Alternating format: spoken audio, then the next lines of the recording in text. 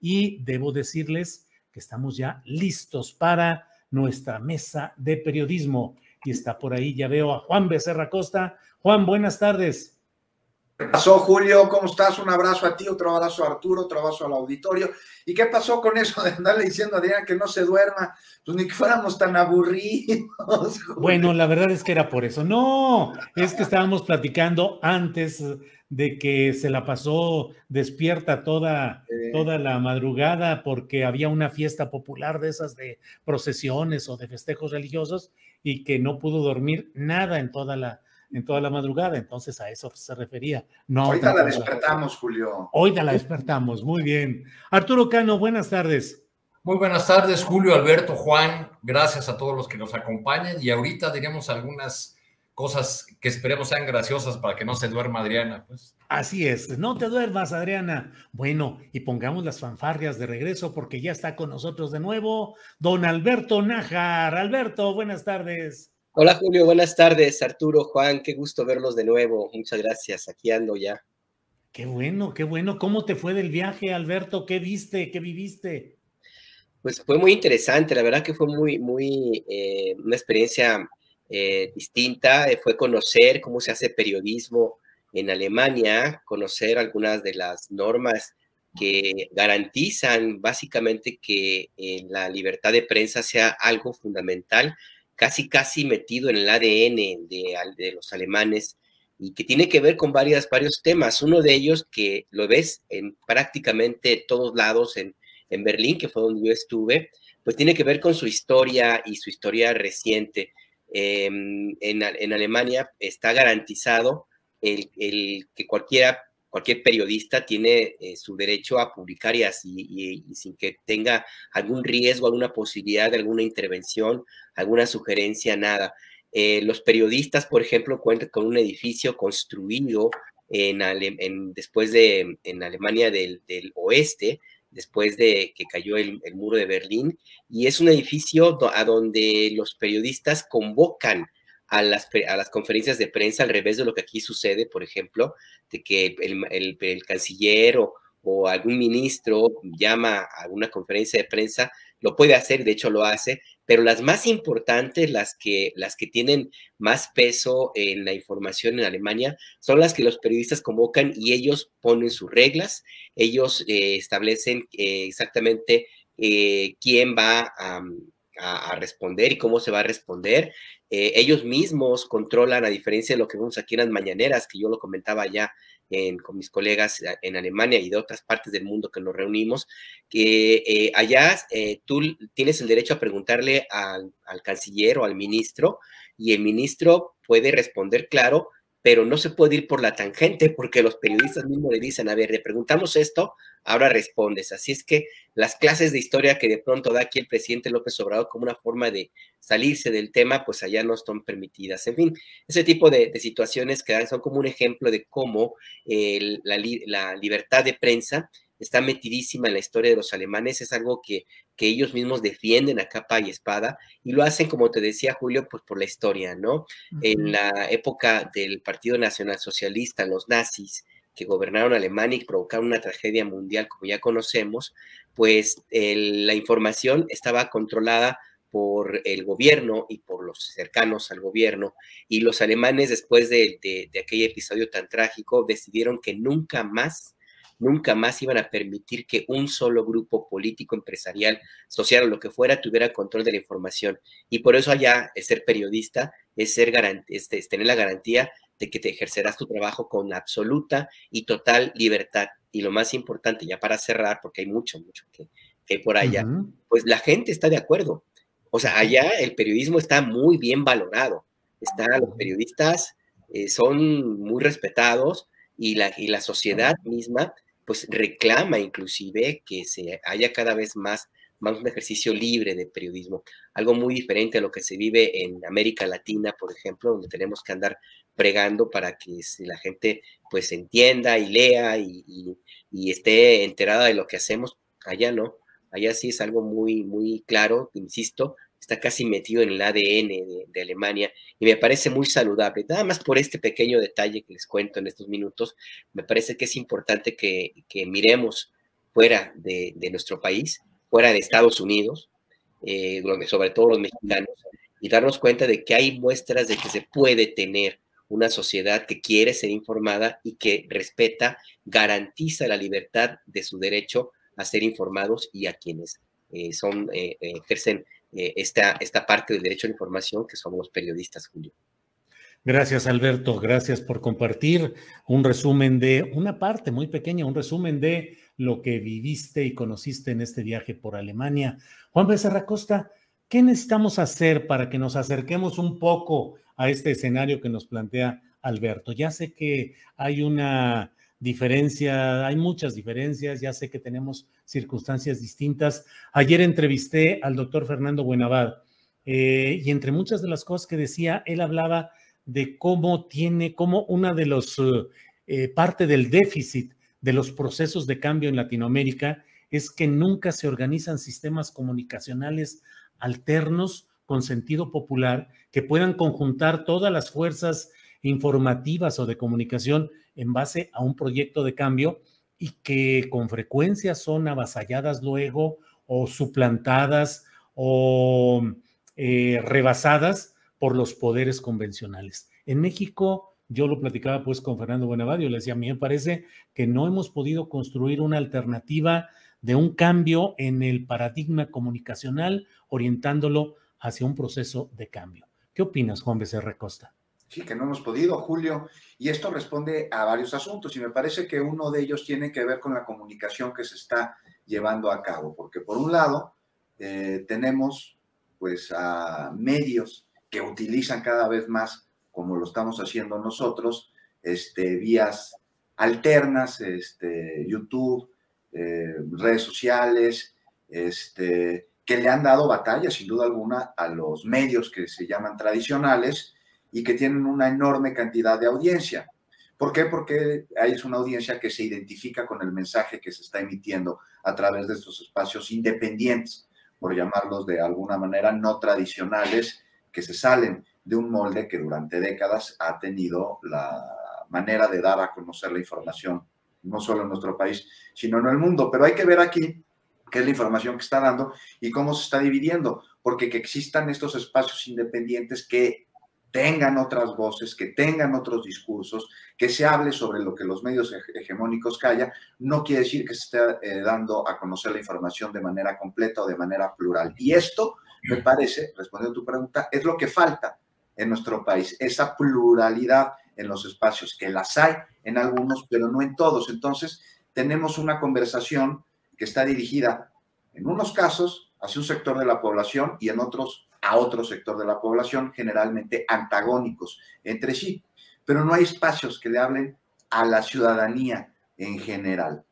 Y esto, pues, tiene que darse, tenemos que darnos cuenta de que está sucediendo y tenemos que dejar de hablarnos a los que quieren escuchar lo que nosotros estamos diciendo y nada más, y encontrar la fórmula para poder comunicar a la totalidad de la población y que no se sientan ajenos a nuestro discurso. Y esto tiene que ver no solo con los temas que se están tratando, porque finalmente son los mismos. Se habla de la reforma electoral en un medio, se habla de la reforma electoral en otro medio, con un discurso distinto, ambos, pero que están sesgados y están dirigidos a un sector de la población. Imagínate un espacio que le hable a todos, que le hable en general y que quite este estilo de comunicación política que se ha metido como un cáncer en los medios de comunicación y que responda verdaderamente al interés de la audiencia. Te digo, los temas ya están ahí, la manera en la que lo podemos dar a conocer, pues esa tiene que cambiar y cambiar a través de la pluralidad, que ambos espacios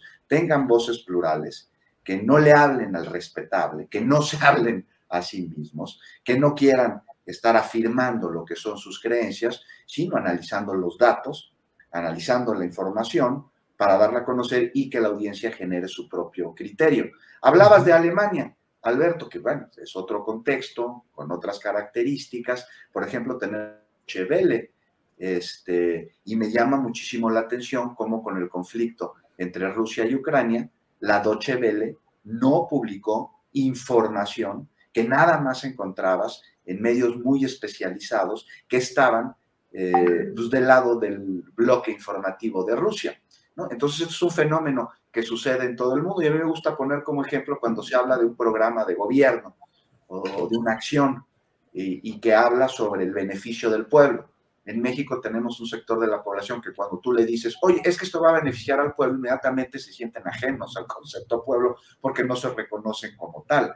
Y entonces dicen, no, pues esto no me conviene a mí. ¿Por qué? Porque conviene al pueblo y yo no soy pueblo. Si pudiésemos encontrar la manera de evitar estas palabras que su significado ya tiene un significante distinto en la audiencia, para que pudiesen entender de fondo cuál es la problemática y no quedarse nada más en la parte de arriba y en lo superficial, podríamos tener una audiencia mucho mejor informada que tomara mejores decisiones. No sé ustedes cómo lo ven.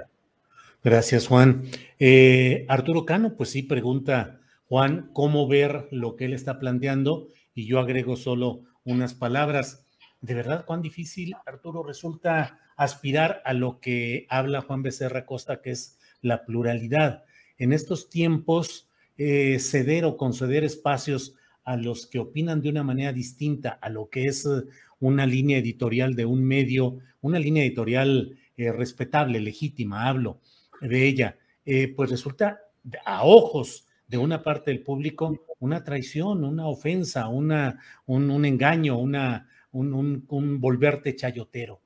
Pluralidad, o al contrario, lo que deberíamos de aspirar es a segmentos comunicacionales muy diferenciados, Arturo Cano. Pues es la antigua discusión, la vieja apuesta entre si vamos por un periodismo estilo Enrique Ramírez y Ramírez o Pagés Yergo, ¿no? Es decir, para ir, o José Pagés Yergo, para ir a un ejemplo muy antiguo, ¿no? Pagés creó una revista, la revista Siempre, que en los márgenes de una época del partido hegemónico, de un sistema presidencialista autoritario, pues era un espacio donde escribían desde Blanco Moeno, que era la ultraderecha encarnada, hasta Vargas McDonald o en sus páginas negras algunos intelectuales importantísimos como Benítez o Monsiváis. Pues creo que esa sería una aspiración de la pluralidad, pero dado que es un tema muy, muy complejo, hablemos de cuáles podrían ser los márgenes de la pluralidad en México. Los grupos empresariales o los empresarios que son fuertes o llegan a ser en un momento dado, ¿qué es una de las primeras acciones que toman en cuanto quieren consolidar su posición, sus negocios, su relación con el poder? Pues fundan un periódico o fundan un medio de comunicación. Es el caso, por ejemplo, del señor Ramírez de Cinépolis, ¿no? De una familia michoacana, heredero de un consorcio fundado por su padre que murió en circunstancias extrañas. Pues cuando consolidó el poder de la llamada Organización Ramírez, pues creó un periódico en Michoacán. ¿Cuántos periódicos hay en Morelos? Cada nuevo grupo político, que tiene 3 diputados en el Congreso de Morelos, crea su propio medio. ¿Es posible la pluralidad si esa multiplicación de medios tiene que ver solamente con los intereses económicos de sus promotores? Ahora, del otro lado, lo que nos queda de ver este tiempo de cambio es la ley para regular la publicidad gubernamental, que pues, al parecer no está en las prioridades de ninguna de las fuerzas políticas y menos de la que tiene la mayoría en el Congreso, y que es una deuda que ya lleva bastante tiempo acumulada. Yo creo que el presidente no tiene eso como una prioridad, porque en ese sentido es un poco como Lula. En 2010, durante la cobertura de la elección de Brasil, me tocó estar en Sao Paulo hablando con colegas brasileños que le reprochaban a Lula que no hacía una apuesta por fortalecer los medios públicos o por crear una suerte de contrapeso a las grandes cadenas mediáticas brasileñas, especialmente a O Globo, que es un monstruo como lo fue Televisa, o a Folha de Sao Paulo, el principal diario del país. Y Lula siempre se negó porque estaba muy confiado en su propia popularidad. Recordemos que fue el presidente que terminó su mandato, y por eso está por volver, con una aprobación más alta que Mandela, ¿no? Entonces, siempre rechazó, y así le fue. O sea, como no había esos medios que hicieran un contrapeso al concierto de los medios hegemónicos, pues a la hora que arreció la guerra en contra de Dilma Rousseff, que terminó con su destitución, pues el papel de estos medios fue clave para la derrota del PT, para que Lula fuera a prisión un tiempo, para la destitución de Dilma, todo por eso esa negativa de no favorecer digamos, un territorio de la comunicación que fuera más plural, más abierto y que ejerciera un contrapeso no al poder político, sino a los que dominan ahí, que son los poderes económicos. Gracias, Arturo. Alberto Nájar, disculpa que estemos aprovechando tus experiencias por Alemania, pero es que en el chat hay muchas preguntas relacionadas y en algunas insisten y dicen, allá hay algún tipo de periodismo, ¿cómo? Dicen ellos, el que se realiza en México por parte de Carlos Loret de Mola, de Azucena Uresti o de otros personajes del periodismo tradicional mexicano. Eso lo preguntan por una parte, y por otra, si también hay algún tipo de presión ya nos lo explicaste, pero insisten aquí en preguntar si hay algún tipo de censura disfrazada o completa, o si hay la influencia que ya explicaste, que los grupos económicos no pueden tener una preponderancia como acá, pero preguntan ese tipo de cosas. Así es que disculpe, camarada Nájar, pero queremos saber algunas cosas de esto. Pues mira, evidentemente que malos periodistas los hay en cualquier parte del mundo, ¿no? Y ahora, después de la audiencia que hubo en el Capitolio esta semana, me atreveré a decir que también está fuera de nuestro mundo, ¿no? El tema ahí no es que existan o no estos periodistas, sino el impacto que tienen en las audiencias. Aquí, personajes como Loret de Mola, por ejemplo, tiene más seguidores en Twitter que el presidente López Obrador. Personajes como Azucena Uresti, por ejemplo, se pueden presentar como víctimas y sin que tengan ningún empacho en que finalmente no sea esa su característica. Y tienen, por ejemplo, como contaba en algún momento Arturo Cano, recuerdo que el plantón volador que había en el Zócalo tenía como su informante a Loret de Mola. Es decir, pues sí tienen una presencia y gente que les cree, que los sigue y que les da finalmente confianza y credibilidad. En Alemania, pues sí existen estos personajes, pero no tienen la respuesta que hay en México, porque allá sí existe como una especie de estándar en el resto de los medios que permite hacer el contraste, y también existe, por supuesto, del lado de la sociedad, que me parece a mí lo más importante, como una educación más, o una educación distinta a la que tenemos aquí en México hacia los medios de comunicación. Y para esto recuerdo un ejemplo que hubo en la pandemia, justo cuando estaba la época más dura de la pandemia en Europa. En México se dio muchísimo vuelo y muchísima presencia e inclusive importancia en los medios tradicionales a todo lo que se publicaba en las redes. Hubo personajes que ganaron mucha popularidad descalificando a la política del gobierno de López Obrador en contra de la pandemia de la COVID-19.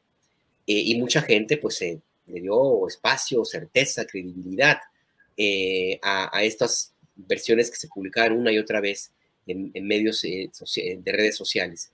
Y los medios en Alemania, al contrario, hay un caso de una revista que no recuerdo ahorita el nombre, que a diferencia de otros medios llamados tradicionales, en la pandemia incrementó su número de audiencia. Tuvo un incremento importantísimo en la gente que lo seguía y que compraba las suscripciones y que repetía pues sus publicaciones en internet. ¿Y cuál fue la clave? Puesto que en otras partes del mundo y en México, por ejemplo, los medios tradicionales perdieron audiencia y las redes la aumentaron. En Alemania ocurrió el contrario. ¿Por qué? Porque ese medio de comunicación lo que hizo fue informar los datos que necesitaba la gente, comprobados, no publicó nada escandaloso, tuvo muchísimo cuidado en que la información sobre la pandemia fuera muy bien vigilada, muy bien verificada, y en Alemania la gente eso lo agradeció, porque lo que estaba buscando no era asustarse más, sino tener certeza de lo que ocurría. Y entonces ahí las redes sociales perdieron un espacio importantísimo de audiencia porque la gente decidió informarse en los medios que confiaba, en los medios que difundían información verificada y se hicieron a un lado las campañas y toda la información que tenía algún sesgo o alguna intención de descalificar a otro o a otros.